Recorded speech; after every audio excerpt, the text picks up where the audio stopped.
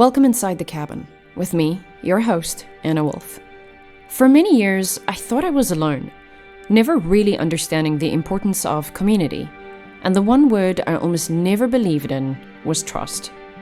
But here I am, showing up in a new way, a way I hope brings you solace.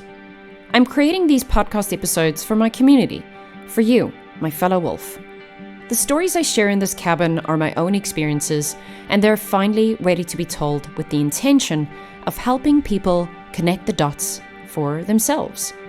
We are capable of so much more, yet we often find ourselves in moments of doubt, feeling small, not pretty enough, not smart enough, and believing the lies that we are somehow less than we are. And for so long, those labels were my anthems. Well, not anymore. Now I see life as an ongoing school, a place to keep learning, unlearning, and growing. I'm here to remind you that we aren't alone on this quest for more. By the time you leave each episode, I hope you'll start asking yourself better questions and maybe even start telling yourself better lies. Expansion comes from when we fill ourselves with an empowering knowledge that reminds you of your strength and capability. I'm not a doctor, I'm not a therapist, but you can think of me as your muse, your mentor, and fellow wolf, walking alongside you, bravely venturing into the unknown. Welcome to Anna Wolf in the Cabin. I want to share the following story with you, and it's all about forgiveness, a word wrapped in an ever-evolving belief system, built from what we've been taught to accept as true. And forgiveness is also one of those words I didn't fully understand for the longest time. What finally helped me grasp grace and humility, no matter how hard it gets, was this. Forgiveness is letting go of the thought that things could have been different. But that realization did not come easy. And the story I'm about to share with you, I've never really told publicly before, until now. It's deeply personal, it's raw, and honestly, I still feel shame and embarrassment attached to it. You see, vulnerability is a strange thing to unravel.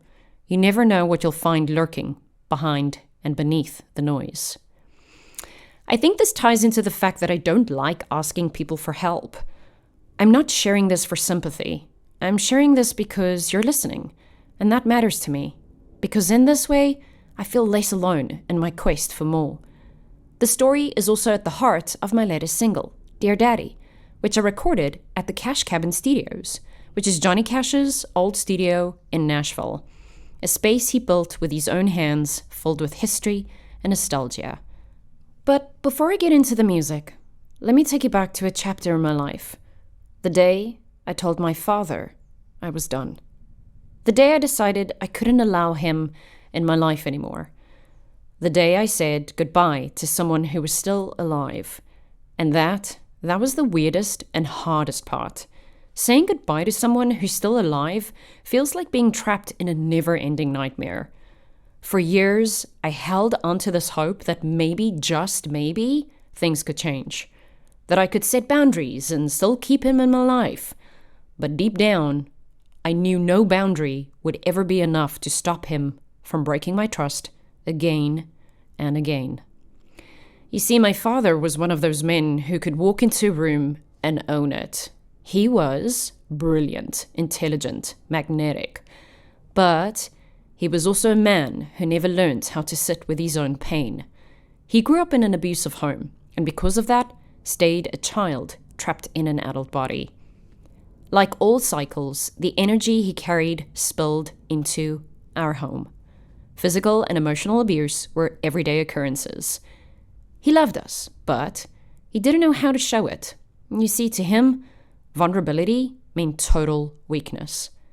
So here comes the final chapter. It all happened just before one of the biggest shows of my life. I had been asked to open for Sir Johnny Clegg, an absolute icon. The theater was set, over 2,000 people were getting ready for a night of music and connection. And while I should have been focused on my performance, I was instead caught in the middle of my parents' unraveling. My mother had to go into literal hiding. My father snapped. He went searching for her, stopping by her friends' houses, her work, angry and unhinged. He made it clear that if he didn't find her, he would use force. And as he said this, he pointed at his gun. Waiting backstage before rehearsal, I still remember the phone call from my grandmother. Get home now. Call the police. You can't do the show. Get home. Both my arms went numb. My face burned, and I could barely stand. I could already see the headlines. Father kills mum in brutal attack. I can't begin to tell you how terrifying that moment was. That was the moment I walked away from my father for the very last time. My mother was safe in the end, thank God. My friends and the police rushed to rescue her. My father ended up talking his way out of the situation, which was so confusing. How could someone be so smart at deceiving, yet so sad at the same time? I fully understand why people stay in toxic cycles. Gaslighting has a way of making you question your reality. My biggest fear was always that one day, my dad, he'd be gone, and I'd regret not speaking to him. And when he passed, I did feel sadness. But I also learned to separate my grief from my guilt. I forgave myself for waiting so long to make the final call, the final goodbye, which was a text to him, explaining that this would be the very last text I send him. And so it was. April 6th, 2017, 4 minutes past 4 p.m. I'm not saying you need to wait until things get ugly before setting boundaries. But if you walk away from every interaction feeling drained, alone, or abandoned, well, ask yourself, what does a boundary look like for me? How can I start putting myself first? Because at the end of the day, forgiveness isn't about excusing someone's actions, it's about freeing yourself from the weight of what could have been. These are the things I have done to help me navigate not only my relationship with my father, but also other relationships where I question whether being friends with someone truly aligns with me or not. Perhaps you can try these out. These are various methods, and, well, let me know if they work for you. Or perhaps send me your own recommendations of how to navigate a relationship a little bit better. I call this my questions and reflections. I believe that all actions from others are a reflection of where I am at internally. For example, if someone speaks to me in a rude or dismissive way that makes me feel a certain way, I pause and ask, why am I feeling this? What about their response triggered a heavy sensation in my chest, made me numb, or caused me to perhaps even blank out? Identifying this gives me some sort of distance from the situation. If I struggle to find that distance, I often stay present in the conversation, engaging back and forth. However, after the interaction, I release that energy. I take a walk, I listen to music, I go to the gym, anything to move through it. Only after this process do I gain some sort of clarity.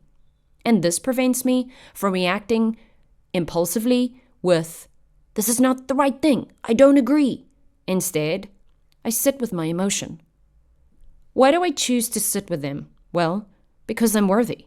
I'm worthy of holding space for my anxiety, my pain, and the illusion of not being seen. As someone with ADHD, one of my tendencies is to respond immediately, especially to an email I disliked or feedback that felt off. It's as if responding quickly reassures me that my boundaries are clear. But what I've learned is that stepping away is always the best choice. Taking the time to say, I don't have an answer right now, but I will in good time. That's powerful.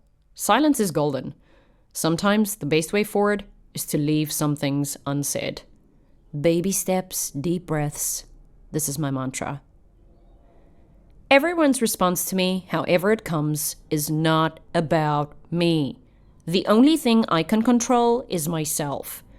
Grounding myself, loving myself enough to stay, listen, engage, or not engage. And guess what?